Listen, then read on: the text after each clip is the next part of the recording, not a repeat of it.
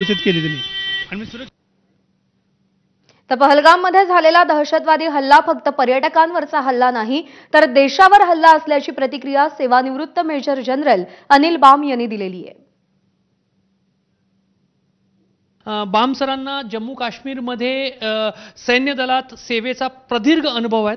Sir, हा हल्ला पहलगाममध्ये झाला, मात्र या हल्ल्याचा जो लोकेशन आहे त्याचा काय स्ट्रॅटेजिक महत्त्व आहे आणि तो हल्ला कशा करण्यात आला, आपण मॅपच्या द्वारे आम्हाला समजून सांगा। पहलगाम एक खूपच स्ट्रॅटेजिक लोकेशन आहे। ह्याचे 2-3 कारणं याची आहेत की पहलगाम हे एक अमरनाथ यात्रा जो की आपल्या पूर्ण देशाच्या हृदयाजवळ आहे आणि जेव्हा अमरनाथ यात्रा सुरू होते ती साऊथ काश्मीरमधून पहलगाममधून सुरू होते।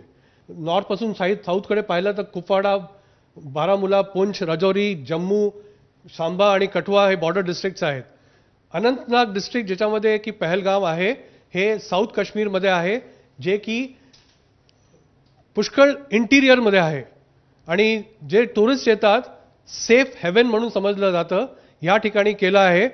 कारण दाखवायचा प्रयत्न करतात पूर्ण जगाला की भारतामध्ये ही कारवाई केल्यानंतर आपण पाहतो की त्यांना दाखवायचं आहे की शांती आणि अमन नाही आहे, लोक सफर करतायत, इथे डिस्टर्बन्स आहे आणि टेररिस्ट ॲक्टिव्हिटी होम ग्रोन ह्या लोकांची आहे।